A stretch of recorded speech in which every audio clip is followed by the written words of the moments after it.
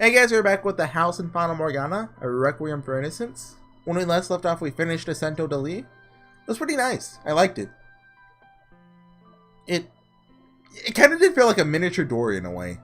I thought it was going to be like that going in, and in a way it did. Not necessarily how I thought it was going to be. Like, I don't think Michelle would be in it. Like, I thought it would be like just a random time period. Like, oh yeah, look, I got a mansion, cool. But it ended up being pretty nice. So now we have Tales Wasted Away in Obscurity. I clicked on it last time, there's text. I didn't read it, so I'm going to read it this time.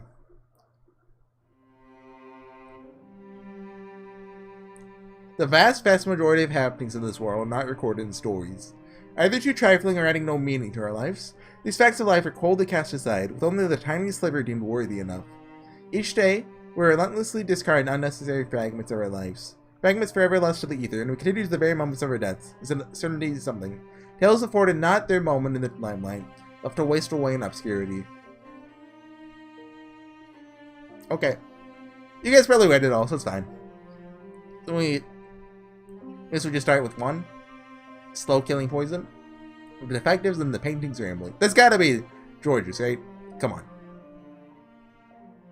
Poison. I wonder if this is gonna be Amy, like she poisoned George's. Tell her you don't see her doing that. Defectives? Huh. What if we see Javi again?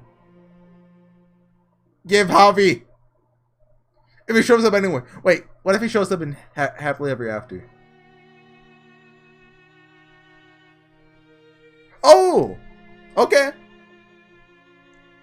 The maid spoke little of what happened after the white-haired girl's disappearance in the Era of Roses. Mel, let's go! For she believed the rest of the tale insignificant, of no value to share with her listener, the white-haired girl herself. Thus, her role as storyteller ended as the girl's departure from the stage. I actually felt like, whenever we learned that Nelly just died of a disease, that door one ended way too soon. And while the other characters' stories continued on, they're cut from the script, afforded not their moment in the limelight, left to waste away in obscurity. 1. Slow killing poison. Arthur Baldwin was vexed. Oh, that was the person Nellie was supposed to marry. Shortly before they were to be married, his engagement with Nellie Rhodes, eldest daughter of the Rhodes family, had been broken off. He understood well enough why it had happened. Had it been his decision, he likely would have made the same one. Sir Arthur's dissatisfaction lay not with the dissolution itself, nor did he bear any fault in it. His bride-to-be had simply been gripped by madness. I hear she had attacked Evan Abigail. Oh? I was told she took one of her eyes out. Even worse, she killed her. Those are but rumors, my dears. Oh, oops. The truth is so much more dreadful. I used to work at the Rose Manor, you see. The young lady, she... Initially, Arthur was skeptical of what people were saying. He assumed the tales were being exaggerated as they spread. But when the head of the Rhodes family came personally to deliver reparations and formally nullify the engagement, he gave Arthur a rough overview of what had happened. It was apparently true that Nellie had assaulted an Abigail. It's true that she spent most of her time in her room now, looking pale and sickly and drained of her spirits. And then, when he said outright, a demon's possessed her, Arthur had little choice but to believe something wasn't right. To top it off, Nellie's older brother Mel ran off to become a priest, presumably to get away from everything. Nellie's father implored Arthur to remain discreet about her situation, not that he had any intention of going around and spreading personal details about her life. However, rumors have a nasty way of slipping through the tiniest of cracks, sneaking about through the dark like a seasoned cat burglar. What nobles like to refer to as social gatherings, or when practiced more like gossip gatherings. In a short order, the Rose family eldest daughter was the talk of high society. Incidentally, the painter whose downfall eventually culminated into this tragedy was also strangled by the noble grapevine, though Arthur had no way of knowing as much. Perhaps the painter's curse extended beyond the girl's hair color. The Rhodes family was destined to be brought to ruin by the gossip of their fellow aristocrats. One evening, Arthur decided he would sneak into the Rhodes Manor. He had requested visitations with Nellie on numerous occasions, but had been turned away every time. She was in no condition for company, so they kept telling him. She left him no choice but to see her uninvited. The aroma of roses seemed more overpowering at night than during the day, and he wasn't sure whether it was just his imagination. The nagging irritation it caused in him was, however, not only in his mind. Arthur instructed his coachman to wait on the street a little ways out, made the rest of them way to the manor on foot, entering through the garden. As he waded through the sea of roses, he clenched his teeth. Arthur preferred restraint when it came both to gardening and girls. What am I doing with my life? How did I end up here, thinking about trying to find that obnoxious little girl's room? Arthur had very pleasant memories of this rose garden. The Yodes and Baldwins had a long history, so as a child, he'd often find himself left here to play while the adults did business. It was him, Nellie, who could never seem to stop hanging off her brother, and Mel, the textbook definition of a well-behaved aristocrat boy. Not once did he manage to step into the siblings' private world. There was only one room for the two of them, leaving Arthur stuck out there by himself. The rest he could manage was a little teasing now and then. For example, saying her hair looked like the color of fallen leaves. Never asked for this engagement anyway. Who would even want to marry a girl who thinks herself some kind of princess? Not me, that's for sure. But still. He had known her practically his whole life. Of course he was going to be curious when people kept saying she had gotten mad or been possessed by a demon. He's just curious, he told himself as he drew nearer to Nellie's window. The curtains appeared to be drawn. He couldn't see anything inside. So he crouched down to pick up a few pebbles to toss over the veranda. Veranda? Is that how you say it? A few soft taps rang out in the night before the curtain finally shifted. A few moments later, a young girl stumbled into the moonlight. Despite already knowing the answer, his first thought was, who is that? He wanted to back himself, but at the same time, it was hard to deny the discrepancies between the girl standing there and the girl of his memories. The moonlight seemed to give her flaxen hair a ghostly bluish tint. It fluttered in a passing breeze, and Arthur felt something about her he'd never seen before. She's so pretty. Felt something about her he'd never had before. Well, slow down, what's wrong with you? Pretty? That self-centered, spoiled little brat? There wasn't a trace of the rambunctious Nellie he knew to be found. She stood there by the veranda's railing, gazing vaguely off into space like a pensive spirit. It wasn't at all what Arthur had expected to see when he came calling. He assumed she'd be nothing but skin and bones, haggard and unsightly. Now, Lady Nellie, do you not think it rude to at least not greet me? We were engaged, as you might recall. Her eyes still unfocused, Nellie turned her gaze downward where Arthur stood. It was a reaction. Still, he felt as though she had snubbed him, which did little to alleviate the irritation building up since he had arrived. Look, it's like a scene right out of your beloved Romeo and Juliet. Now that I'm here enthusiastically, of course. Mumbling complaints to himself. Right, is Arthur just a tsundere? This whole time, I thought he's just some two-dimensional, idiot there to serve to progress the plot. But actually, he's just a tsundere! Mumbling complaints to himself, Arthur climbed a nearby tree, leaping from a branch onto the veranda. And there she was, within arm's reach, but as distant as ever. Still, he could see nothing in her eyes. Hello? Say something already, would you, Nellie? Perhaps she really had lost her mind. She's not in the way he had been led to believe. Arthur spent a few moments pondering how to proceed. He didn't consider himself a model gentleman like Mel. Not even slight. Yeah, we know Mel! Model gentleman! It's perfect. Mel did nothing wrong. But he wasn't so crass as to laugh it off either. Suddenly you're quite quiet tonight, aren't you? Not sure how I'm supposed to act when you're like a completely different person. Every time you open your mouth, I want to sew it shut. You're always complaining. Nothing's ever good enough for you. But right now, I just want to say something. I just want you to say something. Anything. How am I supposed to know what's going through your head if you don't tell me? Or is there just nothing at all? Nellie's gaze glided past Arthur into the rose garden behind him. Nellie? Are you listening to me? He tried again and again to get her attention. Calling her name, waving his hand in front of her face, gently tugging on her hair. But all his attempts were fruitless. She simply stood there, lifeless, a well-crafted doll. He wasn't sure exactly how to describe how he felt. Slightly unsettled to start. A bit of pity to go with it. And a great deal of something yanking at his insides. Arthur had few pleasant memories with the Yobes. That didn't mean he wanted to erase his past with them entirely, though. But looking at her, this empty shell, he felt almost as though those days were disappearing with her. How irritating. He knew the word wasn't right, but he went with it anyway, giving a sigh after letting it linger in the air for a moment. It's always been like this. No more than a buzzing insect to you. Can't stand this dreadful rose garden. It's exhausting having to come here again and again just because our families are close. I tried to say something, but he'd run off into your darling brother's arms. Dear, smell this, dear, smell that. Is that all you know how to say? He'd just give you a half-hearted smile and pretend to be sorry for not paying attention to you. Arthur looked out over the garden as well. Sorry about that, we're back. Arthur looked out over the garden as well. He was more talking to himself than he was to Nellie. Sure you don't remember, but one time I even brought you flowers. What were they? Some kind of anemone, I think? But you wanted to take them. Said the roses here were prettier, so you didn't need my flowers. What a miserable day that was. Standing beside the silent spectre, melancholy overwhelmed any anger or frustration he might have otherwise felt. Perhaps this was because nothing he said managed to elicit any reaction out of her. Or perhaps because he wished he had come out and said this all sooner. Unless expressed, feelings merely fester. I don't care one bit about you. I mean that. It's only ever been about doing what's best for my family. Of course, Nellie was a perfect example of why you couldn't let everything out either. The gossip spoke not only of her attacking Abigail, but of her destroying her relationship with her brother.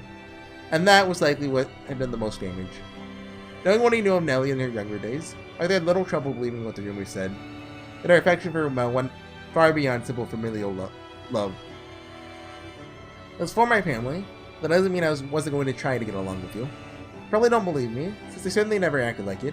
But I genuinely did want us to be on good terms. It's just, you had to be the one who changed first. You were always treating me like I was worthless, like it meant nothing to you. Not like any of that would have even left an impression in your one-track mind, of course. Well, that's why I wanted you to take the first step. Not some wise old monk who can just turn my frustration off on command. Arthur let out another sigh. Do you think that anything would have gone differently if I could have been more grown up? A gust of wind blew through, sending up a flurry of rose petals, carrying them up past the two of them and through the velvet curtains into Nellie's bedchambers. A faint smile crossed her lips. Arthur could only guess what she had going through her mind. What was reflected in her eyes? Near you could see several pairs of small children's shoes, a doll with its hair all neatly made up, a pile of sheet music drawn up for her by a respected composer years earlier, and toys carved from wood. It was like he was looking through a window into the past. That was all he needed to know. He could have treated her like the princess she thought she was, and she would have gone down the same path. Ellie's eyes were on one person only. Arthur wasn't even a shadow on her peripheral. Your brother's still smiling for you in there, isn't he? And that was all she needed. After that night, Arthur stayed away from the roads and never mentioned the siblings again. It was the best thing to do, he thought. He had his own life to worry about. But fate wouldn't allow him to avoid hearing about the family from time to time. About 4 years later, Nellie, who had apparently fallen ill, passed away at the young age of 18. The Yodes held a small funeral service, which Mel did not attend. Arthur couldn't even begin to imagine what he, her brother, felt about it. But another 3 years later, Mel followed behind her. At the age of 24, he threw himself off the top of a church tower. According to those near him, he'd been acting unusual in the months leading up to his death, claiming he could hear a woman's voice talking to him. If he had taken his life out of grief, 3 years seemed like too long of a gap. Perhaps it had built up over time, and that was how long it took him to reach the boiling point. That's not how it felt to Arthur. It felt like Mel had been guided there by a higher power. Or maybe pushed. Is it implying that's Morgana? There's one other strange detail. He had died at exactly the strike of noon. As the bell rang its 12th toll.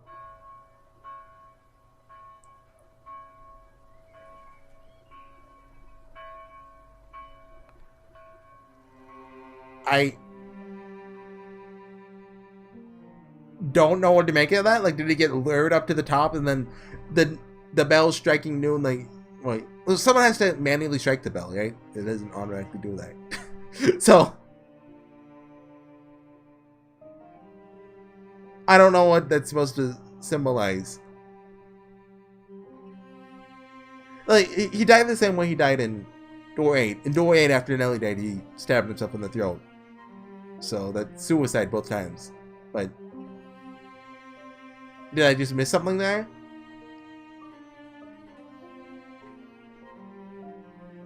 Like, did I miss some symbolism with bells?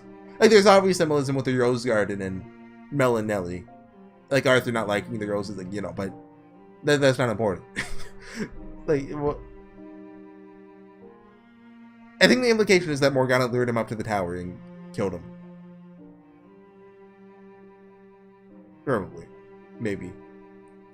So, I had to cut the video. So how long was the last one? We're 15 minutes in? We can do defectives, I guess. You think this is gonna be... Give Harvey! That was door 1, so this could be door 2, maybe. It's a moon. The only moon symbolism we've seen is... Oh! Yeah, door 2. In the distant Hoei area, while the Tokugawa shogunate governed feudal Japan, Yukimasa Aida made his living far to the west, with little knowledge of what lay beyond the borders of his own native country. The land of the rising sun was an isolated nation, turning nearly everyone away save traders from a few specific regions. Those restrictions applied equally to the Japanese who had departed the country before they were put in place. Yukimasa was a third-generation immigrant, having never once set a foot in his homeland. And for that reason, as a child, he held a great adoration for the glorious nation described by his grandfather. He was particularly fond of the katana passed down to him by his grandfather. Though it bore no name, the blade had a curiously bestial glimmer, that entranced Yukimasa at first sight. That katana belonged to Yukimasa's grandmother, but she had passed away before he was born. His grandfather described her as a skilled swordswoman, slight and firm but easily able to take down several men more than twice her size. After his grandfather passed and bequeathed unto him the blade, Yukimasa would from time to time see phantoms of a young woman drenched in blood. She had sharp, narrow eyes like him that looked more like his than even his parents.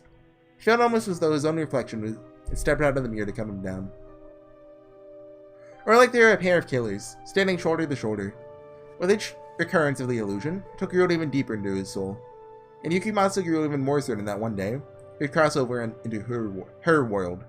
That he was simply holding in his true nature. That the beast dwelling within would break loose eventually. This tale, however, is of a time when he is still more man than beast. Defectives. In the wake of framing and killing 2 crewmates for smuggling Spanish silver, Yukimasa was having something of an identity crisis. On both occasions, he had been smiling during the act, at least according to those who had seen him. If what they said was true, he wasn't conscious of it, but he didn't particularly doubt those words either. It was, in all likelihood, true. He had killed 2 men and enjoyed doing it. What unsettled Yukimasa most, though, was that his initial reaction was, I wonder what I'm going to become. Not a moment's concern for the men whose life he had stolen. Once their still warm bodies hit the water, that was that. He had held no nostalgia for the months that he had spent out at sea together. He didn't care what kind of men they had been, or how much their families might have agreed over the loss. Yukimasa wondered if that made him narcissistic. The lack of interest in anyone but himself seemed to fit the bill. He didn't actually feel like he held himself in a very high stature. He simply had this vague awareness of himself as a twisted, unsightly creature. On that day, the ship stopped at a small port town to replenish supplies and give the crew a few days to stretch their legs. They're still about 2 months from Amsterdam, where his beloved awaited his return. Oh, it never mentioned where, well, we know she's from, well, we know now, but but it never gave a name. I had to piece the puzzle together, piece by piece, to carefully, mark everything down. I don't remember if I ever found out that the mansion was in Spain in that period, but that's the generally accepted answer for where it was, I believe. What a heckish trip that was, a crewman, of Western origin naturally, muttered. But I never have to hear the word smuggle again, it'll be too dang soon. The way the whole crew's got their cheeks clenched after that's driven me mad.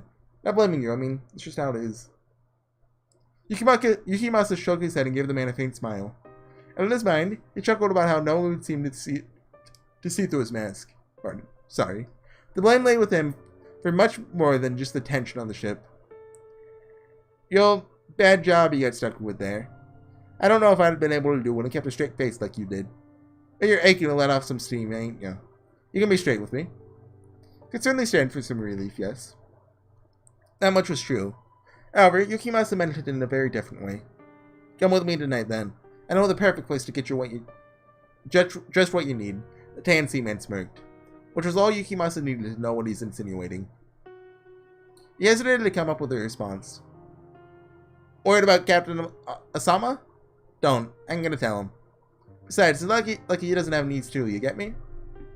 Some of the crew knew that Yukimasa was romantically involved with the captain's daughter, and the man standing before him seemed to assume his hesitation stemmed from that. But Captain Asama would, as the seafarer had said, spend his time off satisfying his personal needs. That's just part of life on the sea. Everyone understood, and no one considered it being unfaithful. I mean, it's still... That's still cheating? That's like the definition of unfaithful? Requiring a ship full of vigorous young men to save themselves for their partners, but often not see for months at a time, could be in fact considered a form of torture. There are a number of brothels scattered about the fort town. For them, sailors were practically the ideal clients. A ship only stayed for a few days to a week, and had no time to get attached or cause other similar problems. While the only complaint a prostitute might have is that sailors tend to be quite pent up. They weren't the kind of clientele a new recruit could generally handle. That settles it. Tonight, you have something to eat, then we'll meet up at... Yukimasa forced a smile for the man, who taken his silence as a yes. But he wasn't worried about Captain Asama finding out or being unfaithful to Pauline. Simply wasn't sure how much he could trust the seaman's recommendation. The last thing he wanted was to catch some kind of disease.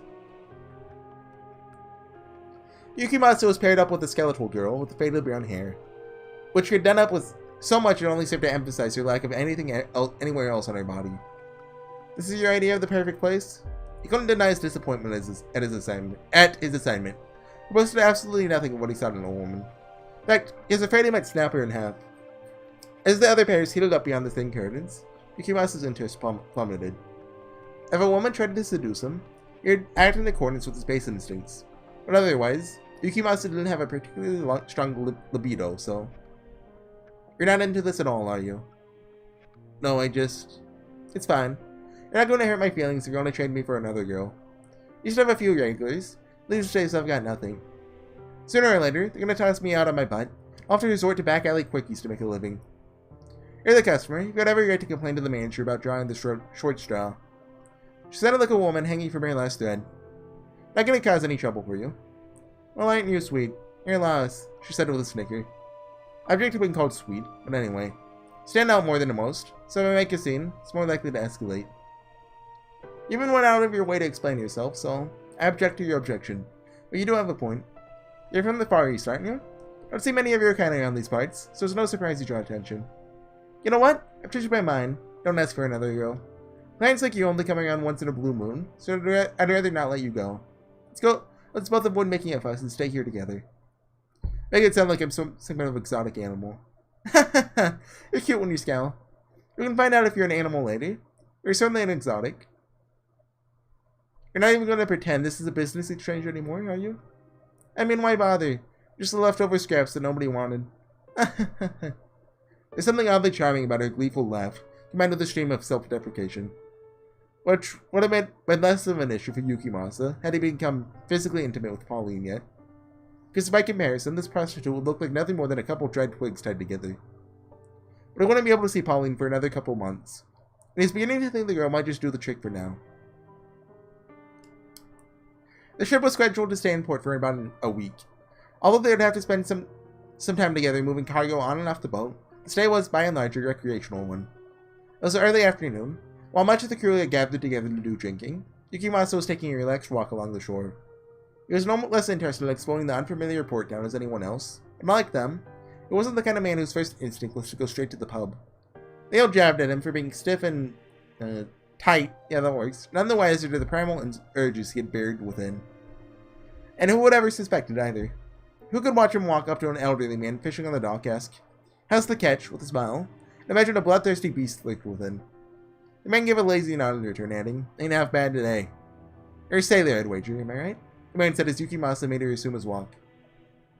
You are? Well, a warning for you then, outsider. You do best to stay away from any back alleys after dark. It ain't safe at night, nohow. Yukimasa gave the man his half-smile, feeling somewhat patronized by his warning. He was plenty capable of discerning where the dangerous parts of town were. He was confident in his ability to defend himself if someone tried to attack. There's already been several victims. I assume the prostitute's the one that's doing this, given the name of this is called Defectives. Yukimasa froze. As in, murders? Killed deader than dead. Still ain't caught him neither. Wouldn't want any of our guests to end up next on the list. Out of curiosity, how does he kill? The old man turned his gaze down, his face becoming a shadow against the clear blue ocean stretching out behind him. He dismembers them. Hard to imagine, eh? Cutting a person into a bunch of pieces. You don't discriminate either. Man, woman, child, don't matter none. He's a sicko. Complete man. They ain't found no pattern to the victims neither. Nothing to say who he might be or who he might choose next. So don't think you're safe just because you're not from around here. Yukimasa could feel his vision narrowing, converging on a single point. Oh, he could imagine. He could imagine clear as the afternoon sky. And now, oh, how he wished that could be. Well, look who it is. Things are running into you here. A woman's voice dragged him back into reality. I feel like he had just been pulled up from the bottom of the ocean. When he turned to face her, he must have still looked a bit dazed, judging from the way he raised her eyebrow at him. Now let me guess, you don't recognize me, not all made up for work? It's me, the girl from yesterday. She held her hair up in an approximation of her previous night's hairstyle, which Yukimasa gave an ah in faint realization. I can read. So what are you wandering out here? Bored? What are you doing wandering out here? Bored? Got nothing better to do? He wondered if the woman was even capable of being less blunt, especially considering he had, technically, been her client the night before. I'm just taking a walk. Not much to see out here. There's the ocean. Don't you get enough of that when you're out on it? I'll never tire of the sight of the sea. Is that so? She said, followed by a softer, slightly exasperated, I'll never understand guys. But a few seconds later, she gave him a big smile. So hey, you're not busy? Why don't you come to my place? I can throw together a bare bones little lunch. Again, picking a walk. Bare bones is hardly a convincing sales pitch. Saying if you want a quality meal, pony up for some goods. Also, that's what she meant.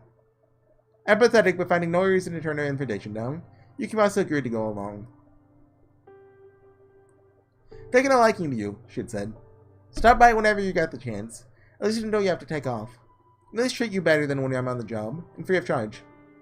What do you have to lose? So that's exactly what Yukimasa did. Seeing her became part of his daily routine. The more time they spent together, the more he learned about her. She had once been married and planned to start a family, but money troubles led to debt piling on, which led her husband running out on her. With the entirety of their debt on her shoulders, she started to work. She had to start working, so she ended up at the brothel. As she told her story, Yukimasa showed a fair degree of sympathy, took the whole thing with a grain of salt. If everything she said was true, she had a hard life indeed, but there's no guarantee it was. Yukimasa made certain not to be openly dismissive or skeptical, though, to play the good listener. There's one thing he could be certain of, though. He felt a tiny bit of solidarity in the woman's solitude. The sense she was missing something. The sense she had a hunger. The sense she had a hole that couldn't be filled. The sense that she was defective. You know, we get on pretty well, don't you think? Maybe you could, I don't know, take me as your mistress? She sounded like she was only playing around, but still he responded with, it's not wise to pair two defectives together. What's that supposed to mean? She said with a scowl. Yukimasa's ship was to depart the following day. That evening, the woman asked him to stay the night, to which he was unsure how to react. Don't you have work? I'll just say I wasn't feeling well. It's not like anyone wants me there. But don't you need the... I can survive taking one day off. I want to be with you. And with that, he could come up with no further objections. Regardless of what he did, he'd be heading back out to the sea the following day, likely never to see the woman again. So rather than waste time debating your own life choices, it'd be easier for everyone if he just let her do as she pleased. To Mario, none of it would be his concern after all. He agreed. She gave him a big smile in response. I'm gonna make you a feast tonight, she said. You're paying though. Yukimasa wondered if, perhaps, what she wanted most was to play like they were a real family. That was probably it. What she was missing in her life wasn't love or romance, but someone to sit around the table and enjoy a meal with. That is the new question. What happened after she'd had her fun? She found someone to fill the hole in her spirit. It was fake. The hole wouldn't stay filled forever. Oh. I'm doing something terribly cruel to her, aren't I? There's nothing he could do about that anymore, though. Even if she were to ask him to stay, he didn't have that option. May I ask you something, he said? Yeah? How did it feel when you lost your family? Your sanctuary? You sure know how to go right for the heart? I apologize. I don't want to think about anything that might bring my mood down. If you want to know what it feels like, experience it for yourself. Find yourself a girl and get her to run off on you. Seemingly taking his silence for discomfort, the woman let out a soft laugh and said, But I don't want you to have to go through that. Supper was a seafood stew. Hardly a feast, but there's a homely warmth to the meal. Something she had likely honed over the years. When a man is incomplete, missing a vital part of what makes him human, what becomes of him? Does he lash out? Does he lose the will to live? Does he forget what kind of man he is? Yukimasa didn't think he fit into any of those categories. In the middle of the night, Yukimasa silently slipped out of bed and made his way for the door.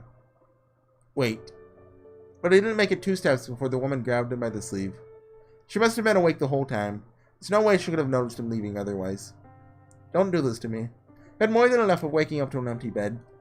I'm not gonna let it happen again. Not this time. You may think sneaking off without a word is the cleanest way to end things, but you're wrong. Stay until morning. Let me say a proper goodbye. No, I wasn't. You weren't what? Of course you were. I don't care if you think of me as a free tale for the week you're going to forget about when it's over. I'm using you for my own personal satisfaction too. But the one thing I won't stand for is you just up and disappearing on me. You're not the one being left behind, so you don't understand how worthless and pathetic that makes you feel. It hurts. It hurts so much more than anything else you could do. She's gonna bring a knife out. Don't leave me. That's probably what you wanted to say more than anything else. The loneliness that had created the hole in her heart was making waves. This was the real desire that lay hidden in her words. She didn't want to be alone anymore. I'm not leaving. I'll be back. Something I wanted to give you. I was just going to get it. What would that be? Say, my way of showing gratitude. Think the word you're looking for is present?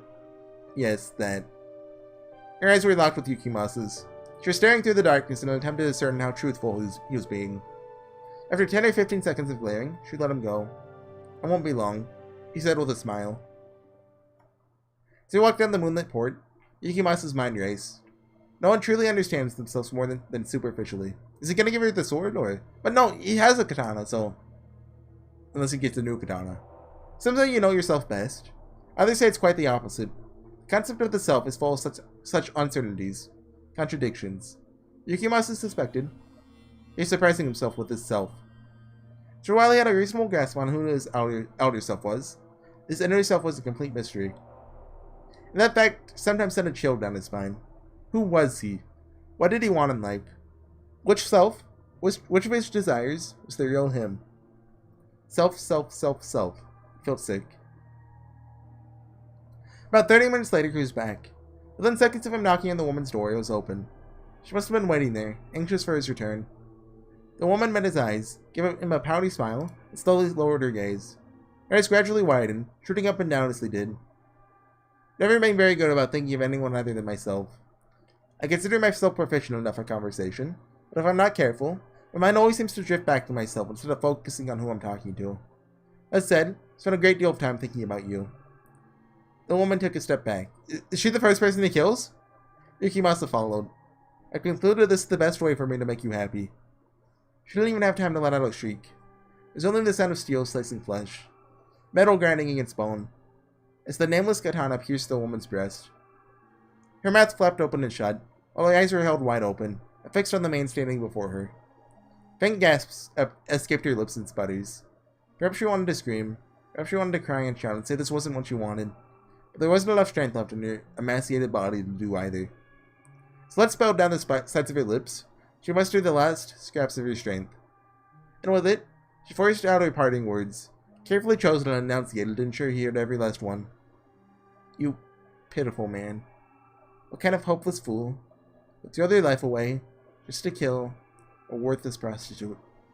She cursed him as her life slipped away. Yukimasa, however, let out a laugh and muttered, Don't you worry. Still have enough control to not act surely on impulse. Hey Yukimasa, hear about that whore you've been banging? She was killed last night, cut to pieces like the others. I swear, it's like trouble follows you wherever you go. Lord Almighty, stay away from me, man. I don't want to catch the attention of whatever evil spirit's taking a liking to you. That's probably best. It would be safer keeping his distance. Yukimasa gazed idly out of the port town as it faded out of view. He then turned towards the ocean. That vast, familiar, gray expanse. The ocean's gray. The waves against the boat sounded vaguely like splashing blood. Oh, there's more? Can I ask you something, Pauline? Yukimasa said in the warm embrace of his sweetheart. Anything. Well, what do you think of our actually unspeakably evil man? Huh? Where'd that come from? She asked with a smile, evidently assuming the question was in jest. Adult curiosity. Well, bad people come in all shapes and forms. What sort of bad things would you do?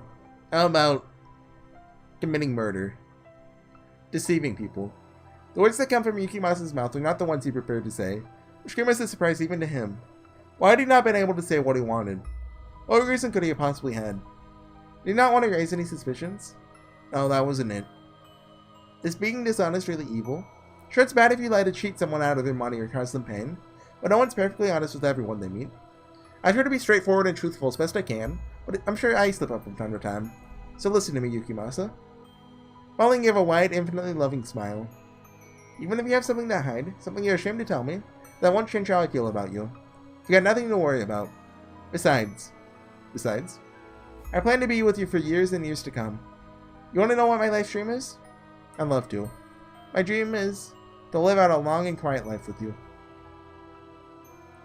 I don't need anything extravagant, just an ordinary life, slowly growing old, having 3, maybe 4 children. We'd never fight, and eventually, before I knew it, I'd be an old lady thinking, I was an uneventful life, but I think it was the best I could have asked for. That's the life I want. What about you? Now he understood. He didn't want to risk cracking the foundation she provided him, the sanctuary she formed around him. Yes, I too wish for a peaceful life with you.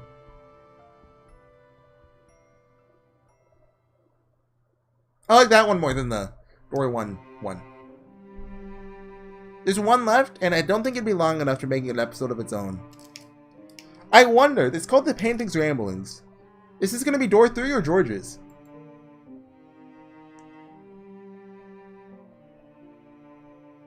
That's... What is that? The Painting's Ramblings. Well, hello there, Giselle. Doing your rounds again? Okay, this is... Such a diligent young lady you are. So, this is the man of the painting. Yeah, I guess Giselle knew... Okay, right, she knew her name, right. It wasn't until, like, you know...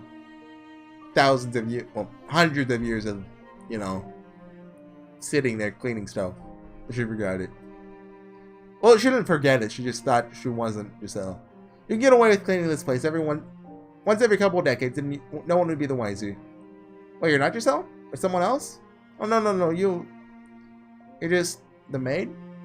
And who am I, you ask? This is quite the pickle.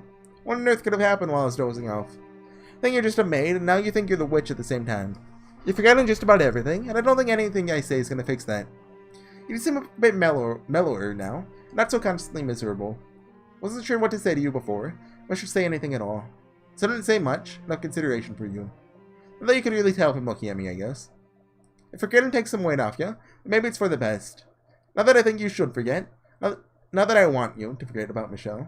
And I won't blame you for choosing not to spend God knows how much longer agonizing over it. Nothing wrong with abandoning ship, especially considering how long you spent on it.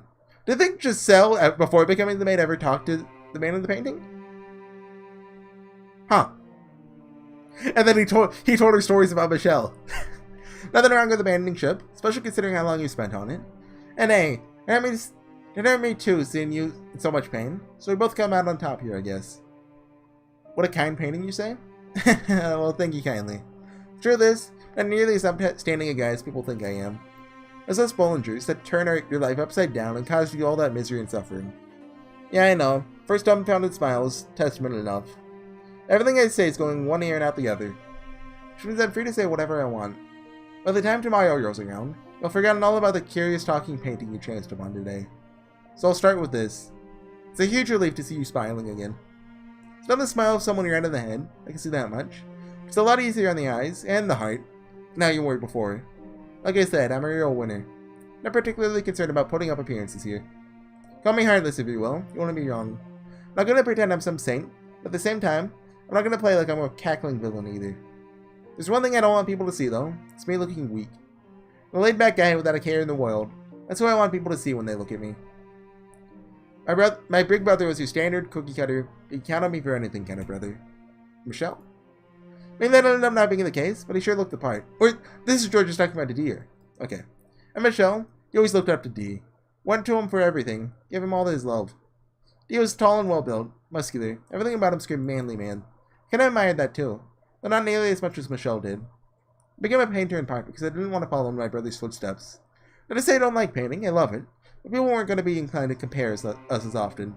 I didn't have to be as fit as him, or as good at chess, and my own things to be good at. Art. I couldn't beat him at his own game, so I beat him in mine. In my home, not a care in the world deals probably, at least on some level, a shield against him having to admit I couldn't compare. If we were a few years further apart, maybe I could have just had the same admiration and respect for Miss Michelle. It's not much getting past that boyish competitiveness when you're so close in age. I know I've been rambling at you for a while already. Will you mind sticking around for a little longer? Great, but an old story I'd like to get off my chest. This is something I've been planning to take to the grave, something I don't think Giselle ever needs to know. But well, you say you're not Giselle anymore? I'm already in the grave, so what the heck? Just gonna talk to myself for a bit here. If you kindly forget anything you may overhear, that'd be lovely. What song is this? It's in the original game. I forget. Back before I became a painting, I was the head of the Bollinger family. I spent most of my time painting. It really wasn't the job for me, though. A guy who hardly tried his way straight through life. He left all the businessy stuff to my wife, Amy. Now, she was a real capable girl. She'd been born a guy. She would have made one heck of a diplomat. Possibly even caught the king's eye. Before we were married, she had a bit of a fling with Dee, which she felt real bad about later. But it didn't help that I had a tendency to bring it up from time to time. Not all the time, just occasionally. But that aside, she's a faithful, hard-working partner. It didn't take long for us to become known as the dope and disabled bride. To which Amy would always interject, Georges is a very capable man, thank you very much. Now that probably makes it sound like I just shoved all the work of running the house onto her, but in truth, she wanted the job. She quite enjoyed it, nor was I to complain. Also meant I didn't have to deal with one of the family's more significant dilemmas. Namely, my mother. Not to be crass, but my mom was not quite all there. She'd always been a bit of a nervous wreck. Didn't take much to set her off. It is what happened with Michelle that finally broke her. Mom had, I guess you could say, a very particular image of what she wanted Michelle to be. And he ended up not fitting that image. Now you're probably thinking, that doesn't seem like a big deal, but it is. I just can't tell you why. Michelle has to be the one to tell you. Anyway, some bad stuff went down, and at the end of it, Mom was constantly hovering over the edge. Dad gave up on her entirely. I just wanted to try to approach her, so I kept my distance. Amy was the only one in the family who could actively engage with Mom. So while she had betrayed me once, I came to trust Amy again. With a couple kids, turned into a doting father, and life was swell. All my problems swept under the rug.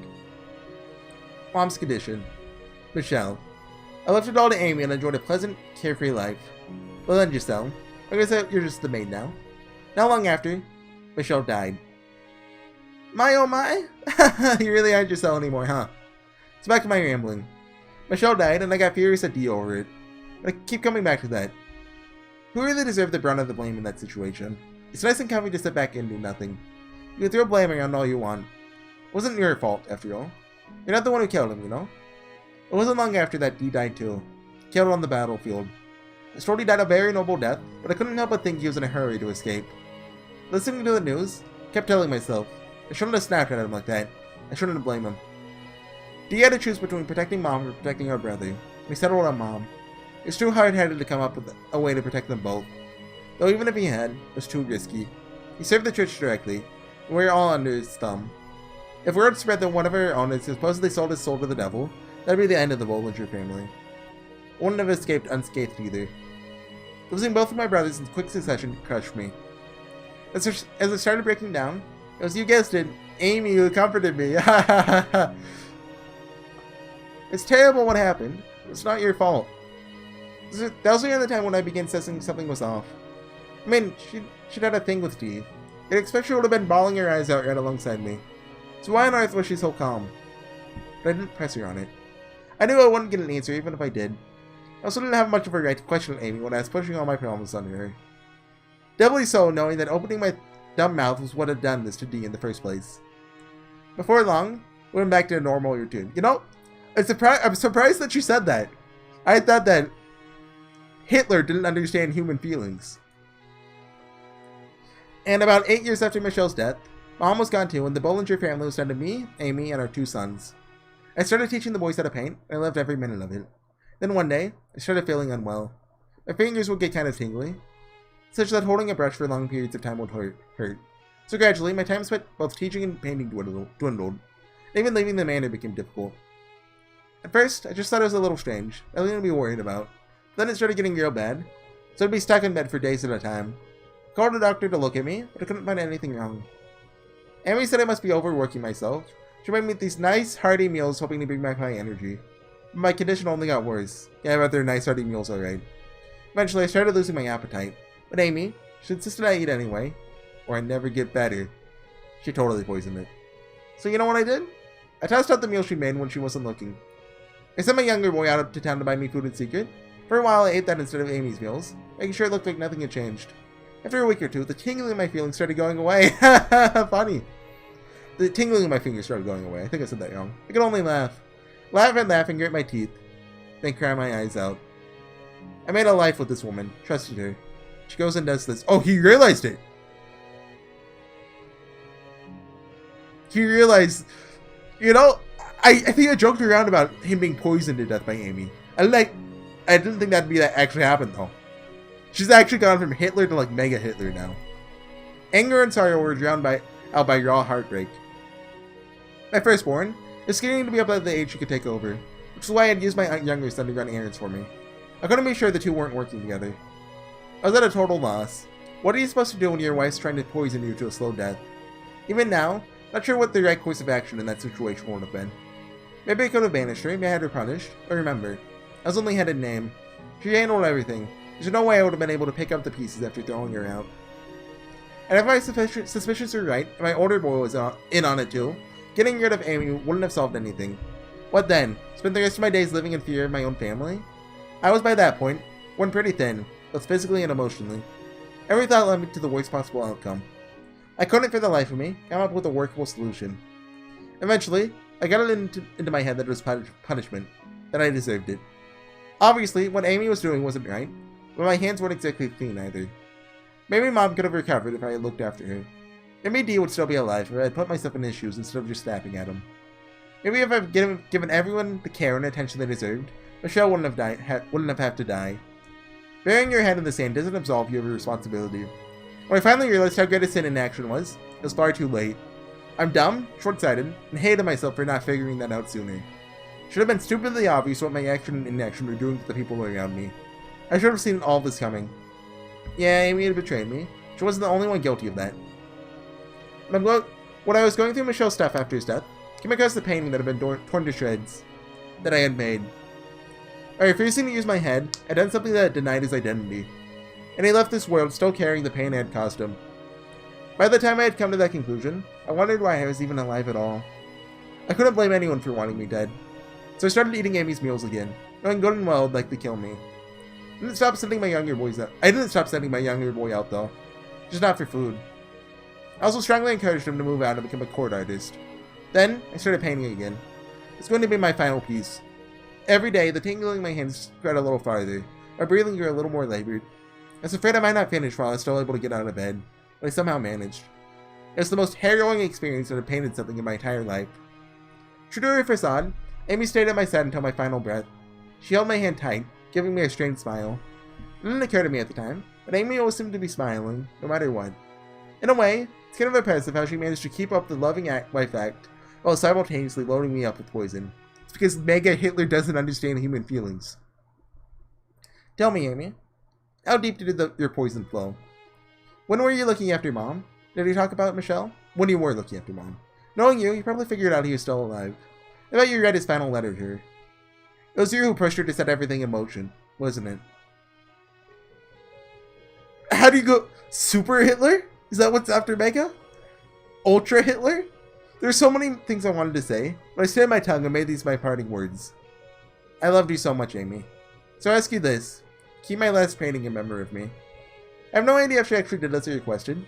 The last thing I saw before I passed was her nodding, a smile on her lips. The paint I used to make it, mixed with a special something and my younger boys go out and buy for me. Was it like a poison that you breathe in? A substance that, according to what I was told, slowly dissolves in the air, making it toxic. And it had some sort of reaction to the paint as well, turning it almost black. Oh, quite proud of how it turned out, if I do say so myself. It was a gorgeous landscape painting. Is that you? Are you that?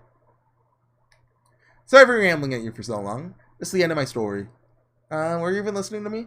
What? You have to go clean the fireplace? Alright, don't let me keep you. Just Please make sure you forget everything by tomorrow, alright?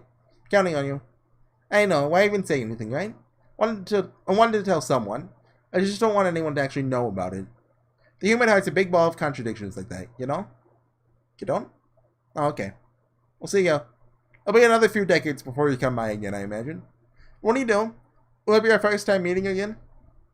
Will you even be able to hear my voice anymore by then? It'd be best if I forgot everything too. Who knows? So long, maid. Take care. ...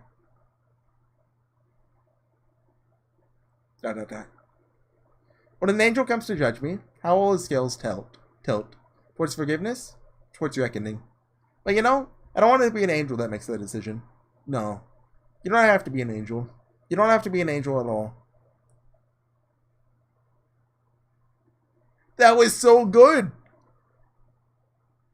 Like, everything about that. Like, killing Super Hitler. Well, I think it's safe to say that the poison killed Amy, and maybe the oldest son as well. Not the younger son. Like, he would have had to know about it, right?